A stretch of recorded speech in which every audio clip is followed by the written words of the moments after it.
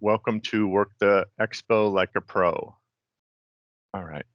So the exact career fair that we're speaking about is the All Majors Virtual Career Fair. It's going to be September 21st and 22nd from 11 a.m. to 4 p.m. So we're going to kind of walk you through that as far as some of the different aspects and how to get prepared. That's kind of the big aspect of this. At the same time, you are always able to go to the University Career Center webpage and view any events that we have coming up, such as this career fair. So, what is the purpose of a career fair, of an expo? Well, it's partially just to introduce yourself to future career paths potentially, other organizations, other occupations. I mean, there are what millions of companies out there. So we can't know about all of them. So anytime I think that you have the option or the ability to go to a career fair or a panel discussion or anything like that and just meet different employers, it's never hurts. I think it's always a good idea. So that's exactly what we're doing is you're able to meet different employers who are actively recruiting. They're not here just for the fun of it. They are here to hire UTD students, either for an internship or for a job. It also allows you to gather information and to kind of practice. Hold on. I'm going to make sure I can mute everybody. Okay. You're also there to, like I said, gather information. And maybe you're not quite ready to start an internship or a job. You're not even close to graduating, but it's a company that you might want to look towards at a later point.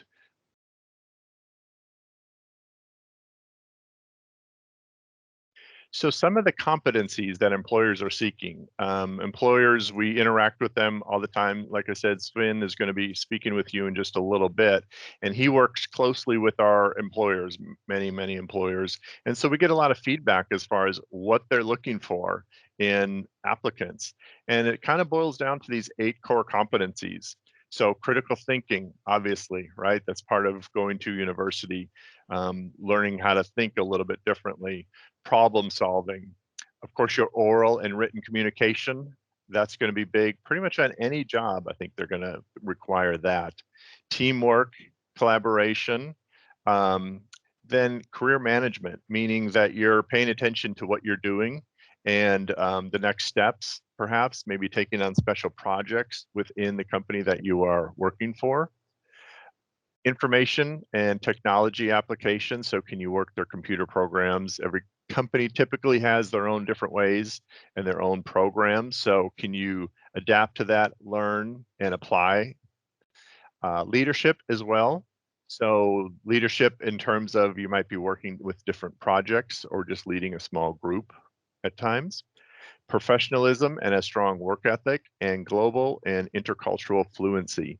So that is becoming, obviously, depending on what you're getting into, especially kind of a big topic as we become more and more of, I think, a global society. So where does it all begin? Kind of starting at the beginning, if you will, it starts with knowing yourself.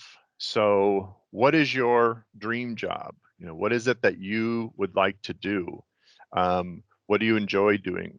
It's also just as important to figure out, maybe you come to this career fair or a panel discussion or anything and you realize, oh, well, I definitely don't like that. I definitely would never want to do that at that company. Well, that's good. I mean, that's fine. Then you're learning what you dislike just as much as what you like. Of course, what are your skills? What are your abilities? And the further you go through your academic career, the stronger those should start to kind of solidify. Of course, they don't really, I think, completely take hold until you're in the workforce and you're applying them. But you're going to gain a lot of skills as you go through your university life. Also, maybe what makes you happy or what do you value? What are your values, your interests, your skills in general? What do you value within a company? Do they need to just be a, top tier company or maybe more of a green progressive company? It's not a right or wrong. That's just simply what's important to you. So what do you value? And I've got a couple slides here that Sven, if you could maybe discuss what these have to say. Yeah, of course. So our all majors virtual career fair for this semester is 100% virtual. Through Handshake, there will not be any employers on campus during these 2 days. So for this semester, we have it split into 2 days. They're both the same thing. It just gives more employers and students the option to attend in terms of fitting it into their schedule.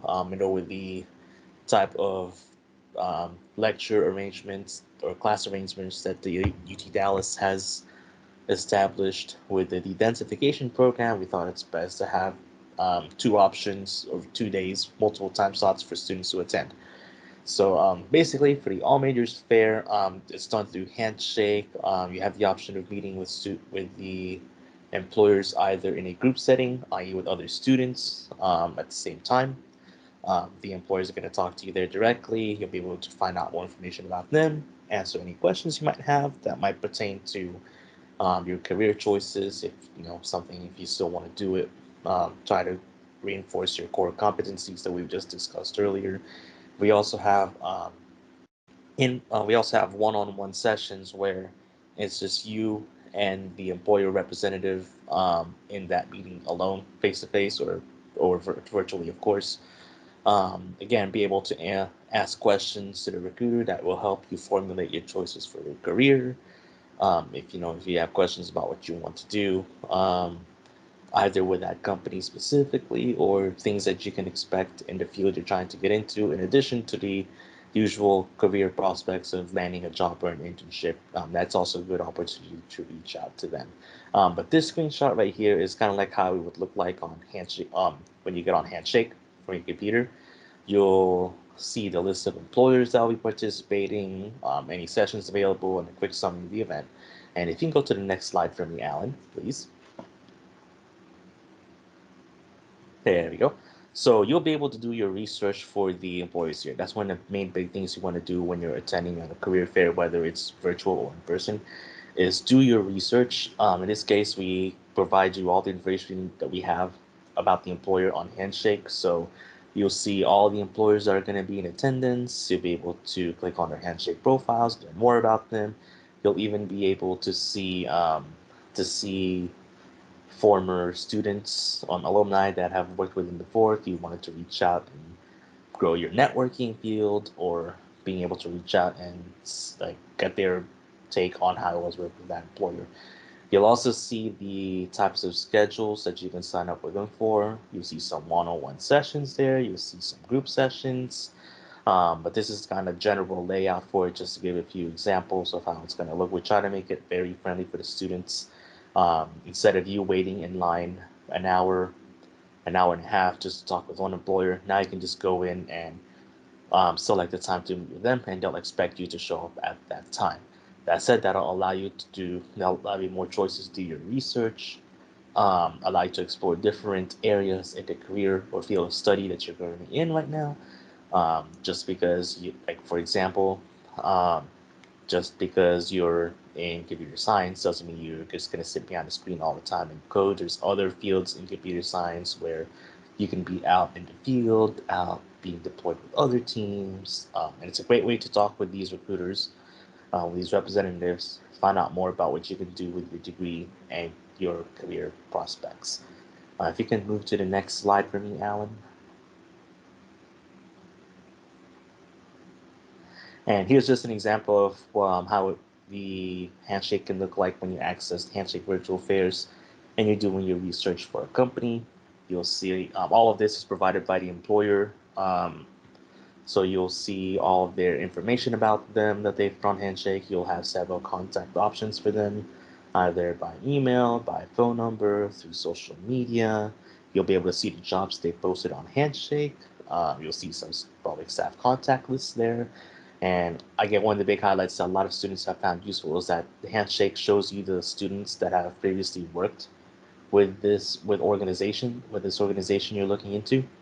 Then you can identify them, see if you can connect with them and network with them, get their insight and experience, especially if they worked with the employer that you're researching about in the same field as you are. You'll see any upcoming events that they're registered here. So a great way for students to build their network, get their name out there is to constantly meet these recruiters in multiple events. Recruiters always come back to our campus multiple times a semester, multiple times a year. It's a great way to get yourself familiarized with them so you'll be in the top of their mind whenever they start going through applicant lists. So you'll see all the events that they've signed up for. You can even follow them on Handshake, if you will. So if they post new jobs, sign up for new events, you get notifications for it. But all of this can be accessed from the Handshake virtual fairs when you view the All Majors Fair event on Handshake. And we can definitely take some questions at the end of this presentation if you have any additional questions about specifically the Handshake virtual fairs as well. And I'll turn it back over to you, Alan. Okay, thank you, Sven. And actually, that was a really, there's some information there that I didn't quite know, so I wanted to kind of highlight it because you brought up some good things that I think are valuable. One is on this page, the fact that those are people who've worked there and you can reach out and message them. That's networking right there, kind of built-in networking, so you can get the inside scoop.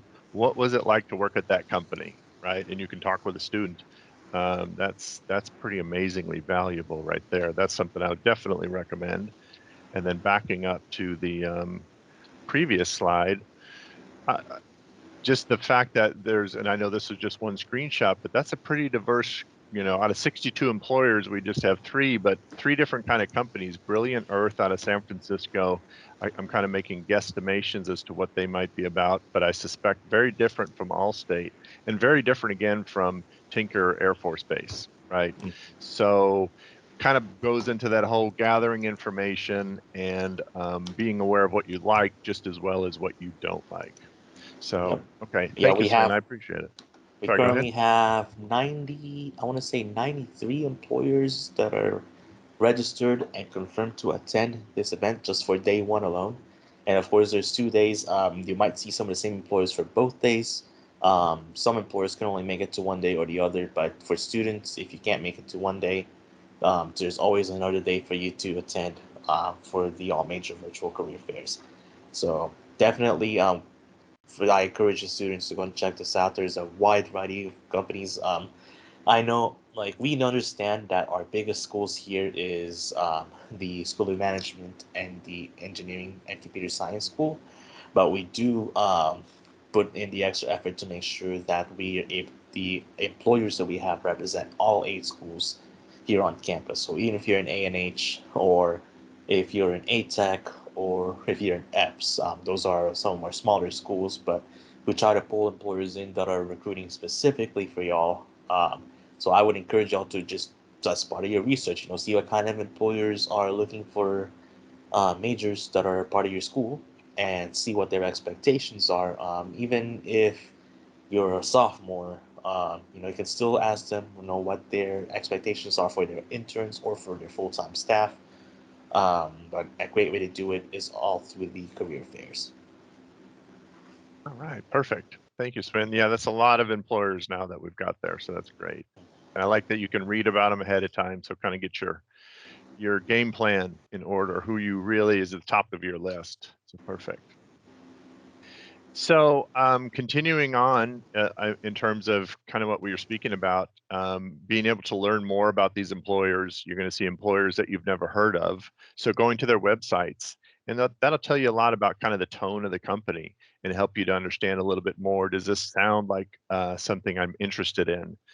Not to mention, of course, LinkedIn and Glassdoor. And then, of course, we've got a database at our library of all kinds of information on these companies. So really, there's a lot of information out there. So I would say my recommendation is don't wait till the last minute to look at it. You can, sign up for it, look at it early so that you have kind of an idea before you get to the day of the event. And then prepare. So building off of where we were at before, knowing yourself and such, we're going to, of course, have our resume prepared. And oftentimes that means having it critiqued if you're feeling that maybe it's not up to par. You just want somebody to have a second set of eyes, another opinion. And then preparing an elevator pitch. So it's the whole concept that you meet with that employer in the elevator and you're going up a few floors and you've only got a brief amount of time to introduce yourself and say why you're interested in hopefully talking with them at a later point, right? Just kind of it's your pitch to get their attention. And then outfit. So we're going to get into that here a little bit more specific, but even though it's virtual, it's a good idea to try to dress up and act professional. If you dress like a professional, you're going to feel more professional. You're going to act more professional, and it's a good rule of thumb because you never know with any event or job interview or whatever, they might want to suddenly turn on cameras. So you want to be ready for that. So I definitely recommend, looking professional. So resume critiques, again, if that's something that you required, you can schedule an appointment with a career consultant to view your and go over your resume. We also have, if you go on our Career Center webpage, we've got options for some other career ambassadors to also view your resume in a little bit different fashion. They do that through email, but the career consultants, we do that through a virtual or in-person appointment. So here's an example of that elevator pitch like I was speaking about earlier. Um, tell me about yourself, right? So include your goals, your strengths, your accomplishments, and position that you are seeking. So your introduction should be specific to the position you're applying to. It showcases your personality and still being just a highly professional individual. So again, it's not a big pitch, it's not long, it's elevator pitch. So you're just it's like technical writing. You're just kind of cutting to the chase as far as who you are, your goals, your strengths, what you can provide for them, and what you're wanting. So let's look at that attire a little bit in more detail. Again, I know that this one is virtual. I recommend still trying to dress up. But definitely when you're doing any kind of real live interviews, you're going to want to do that. So let's look a little bit deeper. So, okay, here's just a screenshot that we have of female um, dressed appropriately for a job interview. Doesn't have to be a skirt, but she's wearing skirt, heels, blouse, top, that sort of thing. It's all business attire, all very appropriate. So yes, we'll take that. Okay, here's another one. Some people will say, hey, this is an amazing outfit, right? I'm not going to argue with that. However, not for a job interview, not for a career fair, maybe for Saturday night or something like that, going to the club, having fun, but not for a job interview. So we have to really differentiate between a great outfit and the appropriate outfit for what we're going to do. Okay, same for the guys. He's in a nice suit. Maybe you don't have a suit. Maybe you just have a collared shirt, or ideally collared shirt and a tie, or a jacket. Whatever you can pull together is better than just a plain old t-shirt, right? So he's obviously looking definitely great for the part. Here again, so this is definitely not what you're going to want. You're not wanting to attract that kind of attention, anything trendy, especially when your shirt's been shrunk up in the dryer. You want to dress appropriately. You want to make the proper impact.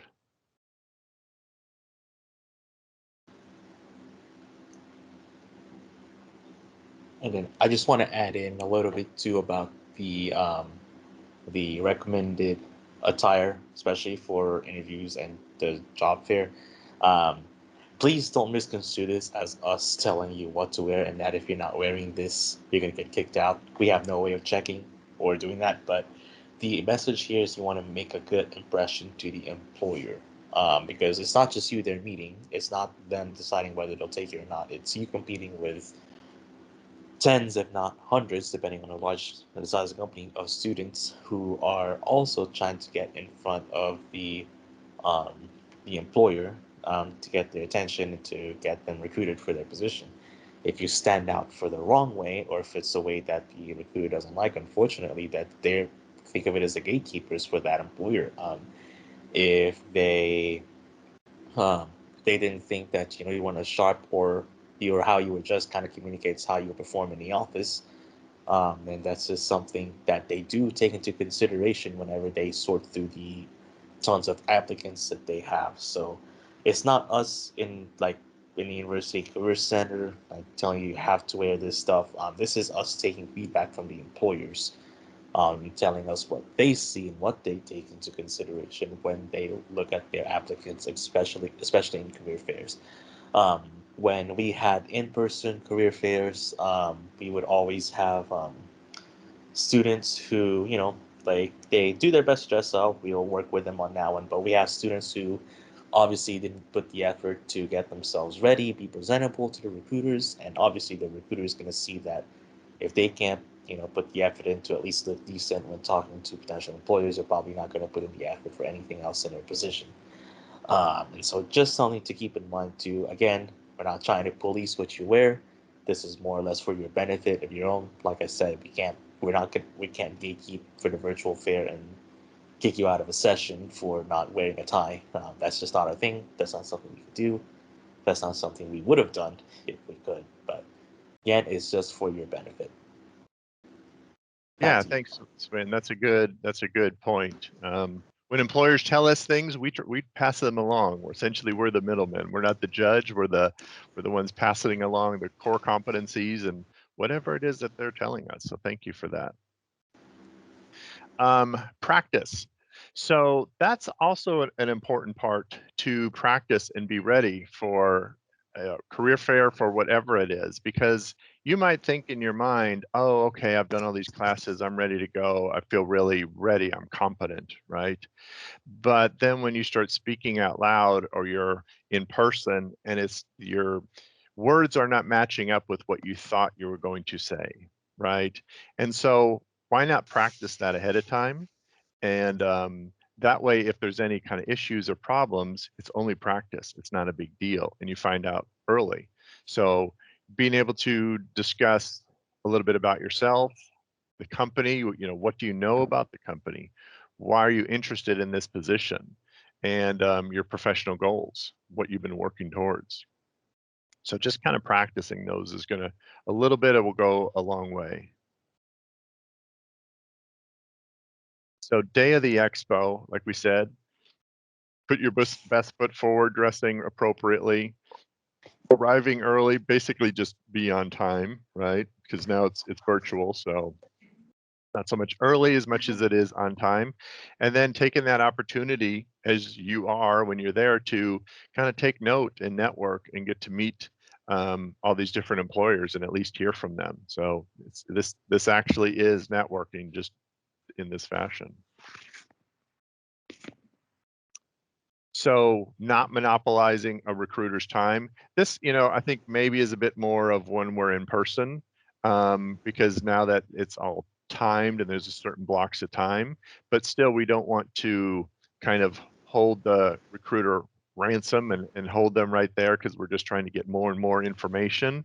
We want to be cognizant of the fact that they're meeting with all kinds of people, and they get worn out, by the end of the day. So we're going to be kind of kind and considerate and just not monopolize their time. And yeah, feel free to ask your questions to the recruiter during your designated time. If you go over, because the way how it works on Handshake is you reserve your time that you're going to meet with the employers. If you go over your scheduled time slot, Handshake isn't going to close it out or kick it out. It'll still keep the session running. That means you're still going to be engaging with the employer, but that also means you're taking away time from somebody else who's scheduled to talk with the recruiter after you. So if I'm talking with the employer from 11 to 11:10, is a one-on-one session, and I got my questions, it's already 11:12, 11:14, and there's another student that's scheduled from 11:10 to 11:20, then that's obviously going to take up the time that that other student's going to have. So just be considerate and pace yourself with your questions, interaction with the employer. If you want to ask more questions, ask. That'll be a great way for you to segue into getting their contact info, get their email address, get their LinkedIn, get a phone number from them, anything that'll help you reach out to them. So that's what we mean by monopolizing a recruiter's time is, especially for this event, just allow for time for other students to be able to go in and have the same amount of time as you would have um, for your session. Alan? Okay, thank you. Yeah, that's a good clarification. I did not know that it would not kick you out, so thank you for that. So like Sven was basically alluding to, getting some contact information if at all possible, following up, asking what's the best way for me to follow up with you or your company, seeing what they're willing to do, um, identifying those employers that you're interested in, and sending thank you notes can go a long way. Maybe nowadays it's a thank you email. Whatever it is, it's your opportunity to extend some common courtesies, but then also remind that individual that you met and that you're here and you're interested. So it's kind of serving, a thank you note is serving a couple purposes. It's more than just thank you. So then check handshake, visit the employers, and well, not on-campus interviews. At times we'll have on-campus interviews in the future. That's part of what SPIN does with employer relations. So again, I would suggest looking on the University Career Center webpage to see any of those upcoming events. Yeah, nowadays by on-campus interviews, it usually just means the employer is working with us specifically in the university to reach out to students who they're interested in conducting interviews with. So 9 times out of 10, they're virtual. Actually, 10 out of 10, because we haven't had any in-person ones. But what the employers will do is like, okay, we went to your career fair. These are the students that we liked from your institution. We'd like you to help us reach out to them so we can start scheduling interviews with them. And that's pretty much what our on-campus interviews now entail, instead of it being the traditional way of them showing up to campus and having y'all having to select candidates invited in our office to conduct the interviews. Now we help coordinate the employer's efforts to reach out to students specifically from our institution for the on-campus interviews. Okay, good. Yeah, and I guess that makes sense. Employers are skeptical about coming on campus in person as well, but obviously they're still doing business. So, okay, that makes it kind of convenient too.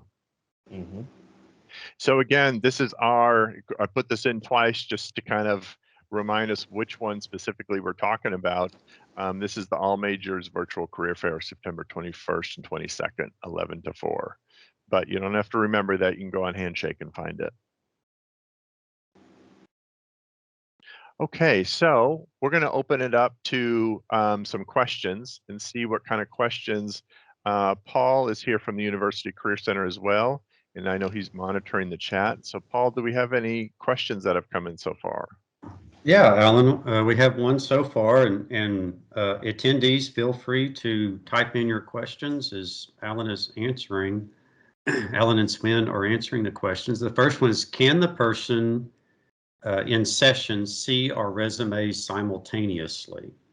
Yes. So one of the things that Handshake asks you is to have a resume uploaded, because when you sign up for a session with an employer, they'll be able to see your Handshake profile um, and the resume that you have attached in your profile. So make sure your resume is up to date, because they'll be able to pull that from your Handshake account.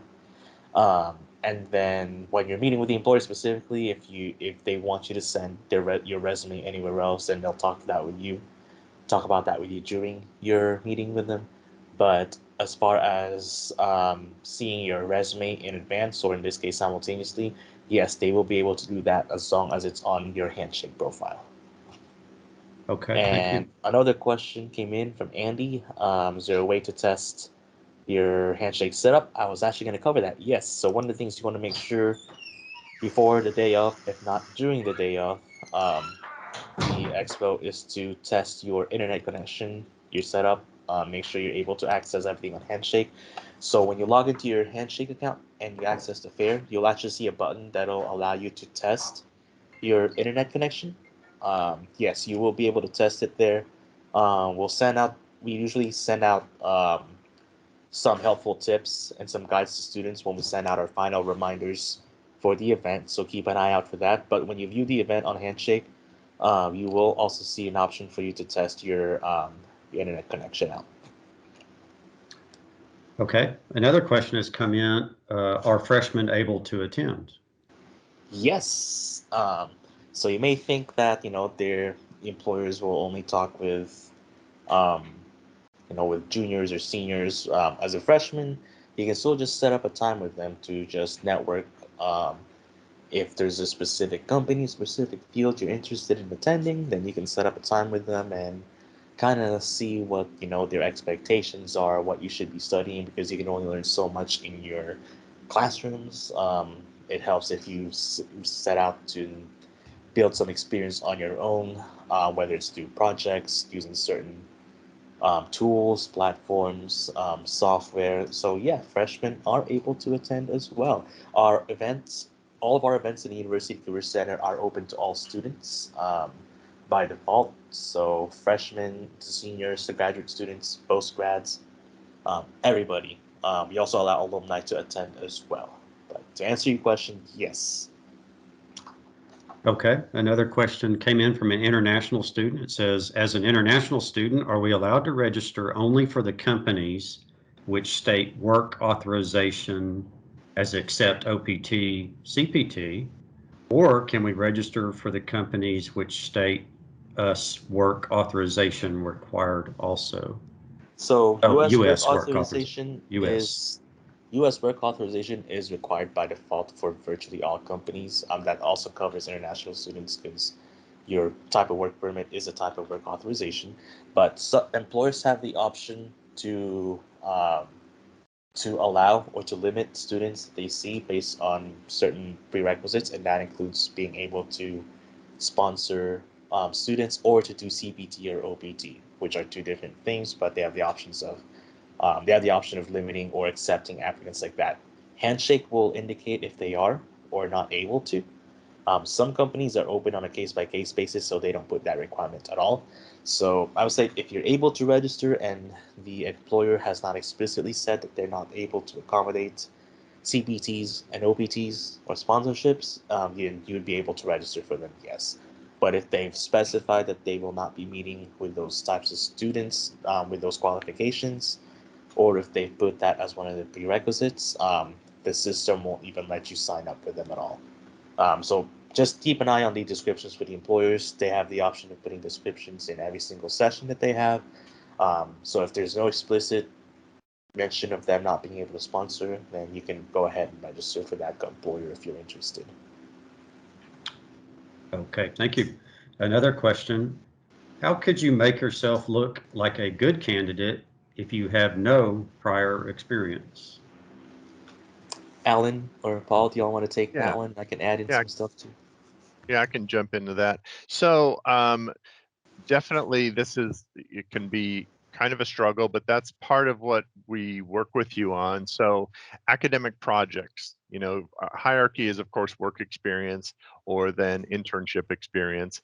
If you don't have that, then we'll look at more academic projects. What have you done in some of your courses? If you don't have the academic projects yet, maybe you are a freshman and you're just kind of starting out, or a sophomore and you're just wanting to attend, then coursework. You can list out courses. You can also list courses and then put bullet points based on what you are learning in those courses. Then there's also any kind of student organizations, any kind of professional groups that you might be a part of. So essentially being able to put down some information that shows that you are a part of this world, that you are a part of your major and you're actively in process of that. Ben, did you have something you wanted to add? Yeah, and also a lot of times just you showing and eagerness and interest in the company and the position in the field is usually enough to get their attention for a bit. Especially if they're looking for interns, they're gonna know that a lot of the interns won't have the previous work experience they're looking for. They might have the academic ones, but usually a lot of interns are looking for the first time internship. So, like what Alan said, being able to demonstrate all of your academic projects, previous experience in student organizations, even your own personal projects, and also volunteering as well. If you volunteered, that's an experience on its own, especially for those service-oriented volunteers that are in majors that are usually service-oriented. That volunteer experience is work experience. Um, Okay, thank you. Next question. Can we ask for the contact number from the recruiter after the end of the session? yeah, we encourage that for you. Get in touch with them some more. They don't have to provide it to you. Please don't take it very hard, or if they say that they are not allowed to share that or they don't share that. Some employers are like that. They specifically tell them not to share any of their personal, like their personal work email. Instead, like to direct all questions to like career@company.com. And so if that's what they give you, then that's what they give you. We do not provide contact information for recruiters from the University Career Center. That is a policy of ours. So if you forget to ask them for their contact info, if they didn't provide you one, we will not be able to provide it to you. Okay, next question. Do you have tips to garner the attention of the recruiter, especially if we can only ask questions? Right. So for that one, since to meet with them, you kind of just have to reserve your time slots, and you'll be able to jump in and meet with them face to face. I guess you can also I can note this as how to um, keep the recruiter's attention on you and not dismiss you passively. Your elevator pitch is a good place to start. Make sure that it's something that'll interest the recruiter in asking you more questions about your background, and making sure it's relevant too. So you don't want to jump into because some companies are going to be looking for way totally different positions to fill with totally different representatives to talk to them about. So a good example is Texas Instruments, where a lot of times they have recruiters specifically for their business and financial side of the company, and then they'll have recruiters for their engineering side. So you want to make sure you read the description for the sessions, and you don't, as an engineering major, you don't sign up for a business position or talk to a recruiter who's recruiting for business students. That's a great way for them to lose interest in you very quickly. So do your research with the company, do your research on what they're looking for specifically for that event. See the types of jobs they posted on Handshake. That's a good way to talk with the recruiters to ask them about those positions. That's my take on it from talking to employers. Alan or Paul, if y'all have anything to add to that. Yeah, basically what I would say is that's, the gist of what we're covering in terms of knowing yourself, getting your elevator pitch ready, getting your resume together. That's kind of the core, the foundation. And if you can do those things, just basic things, you're going to get the attention of the recruiter. Essentially, you're showing up as a professional. Okay, next question. This is related. Is it okay to ask employers what qualities they are looking for? Will it indicate that I don't understand the job I'm applying for? No, I think Um, that's fine for them to, sorry, Swin, for oh no, go you ahead. to Go ahead. clarify, basically clarifying what exactly what qualities are you looking for in a candidate? Because the job posting kind of tells you, but they're going to be able to explain it in a little bit more detail, and it's going to show that you're really interested, that you're very interested. Swin? Um, but yeah, because not all positions are going to be the same. Just because you saw one software engineering description for one company doesn't mean it's going to be the same exact one as a totally different company.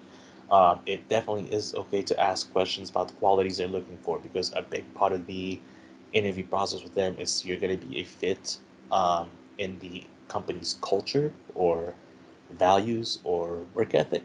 Um, and so it's not just indicate that you don't understand the job. It's also you trying to figure out if like you're going to be a good fit in that environment too, because depending on your work type, you might not fare well for with a company or a team that's working 70, 80-hour weeks on a project. Some people are fine with that. Some people excel at that. Some people try to um, have a more 40-hour work week balance. Then that's just one of the qualities that you'd ask for the position that won't always be clear in a job description. So yes, it is okay to ask. It won't always or indicate that you don't understand the job or anything, because part of the recruiter's job is to answer questions about the job posting that they're trying to recruit for. Of course, you still should do your research beforehand. So don't ask them like what is a spreadsheet, or like what kind of spreadsheets are these. Like, do your research beforehand. But it's always okay to ask.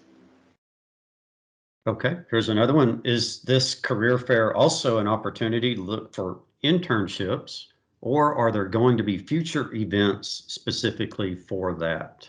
Yes, so for the All Majors Virtual Career Fair is for full-time, part-time jobs, internships. Some of them are, there's even opportunities for graduate and professional schools. So it's for everything that you do after UT Dallas, or if you're still an intern or trying to look for internships. So yes, this is an opportunity for you to look for internships as well. There's other events too. We have another a smaller version of this event that we call Just in Time Career Fair. That's in November. We also have employers signed up for that. And then depending on your school, the engineering school and the business school also have their own smaller career fairs that are also targeted. You can also check those out and see if they fit your schedule to attend. Okay, good. Another question. For some of the employers, the job titles are mentioned as none or TBD. How should we determine if the job role or internship we are looking for would be there? And so for those, we try to encourage the employers to put in the details for that one if they posted a job on Handshake, to link it or to identify it on their own. They don't have to.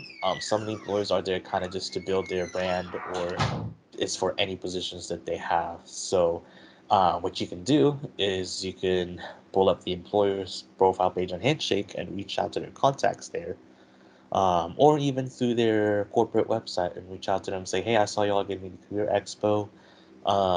Can you tell me what kind of opportunities that you have?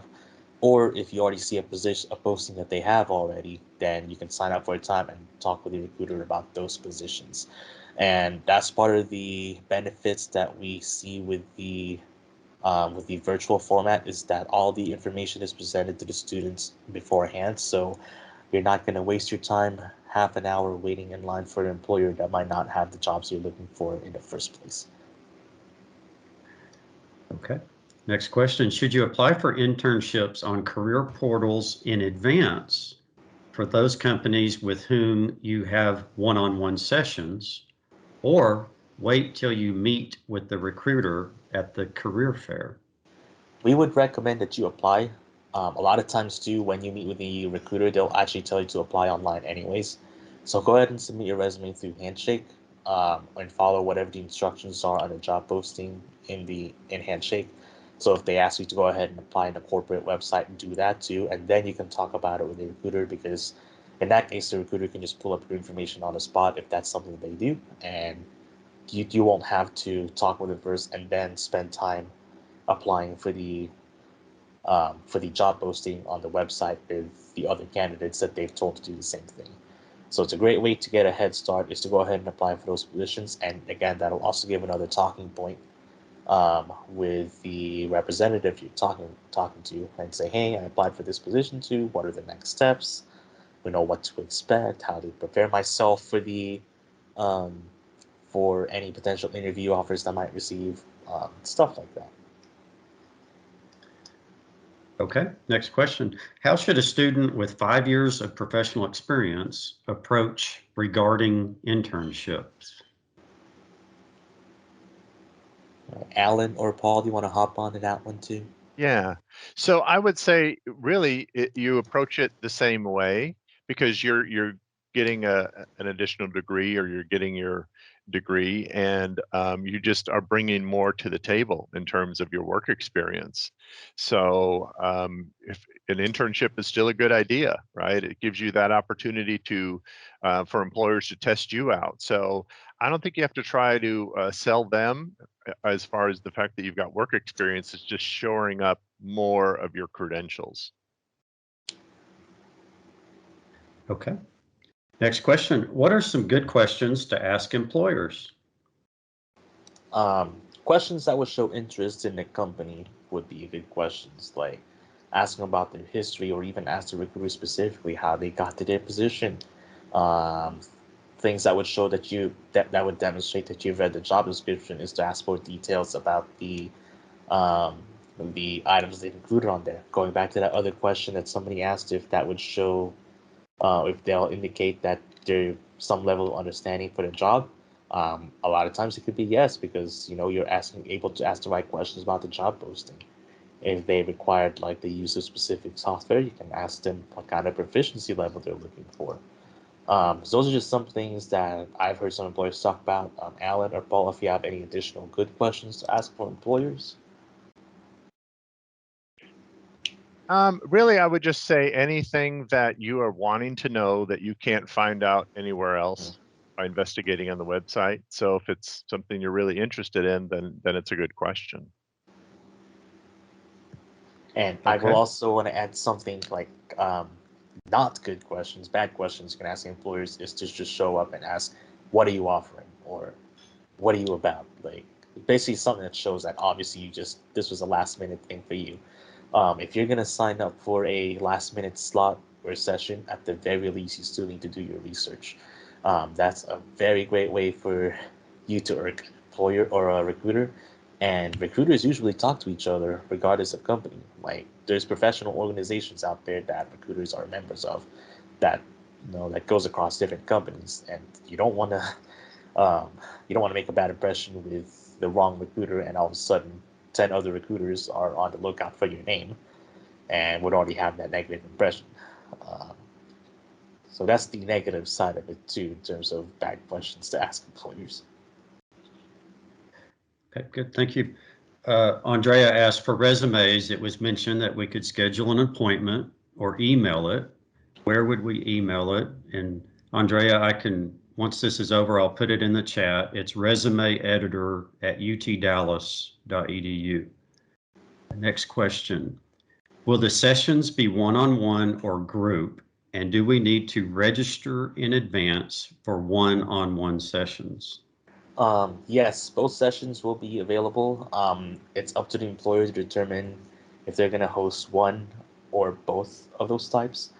Some employers are able to host both depending on the number of representatives they have on hand or that are available. Some are only able to do one-on-one or group sessions.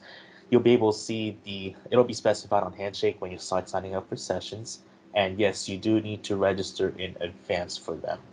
Um, you have to hit that RSVP button because that's the only way for you to be able to have a time to talk with the recruiters.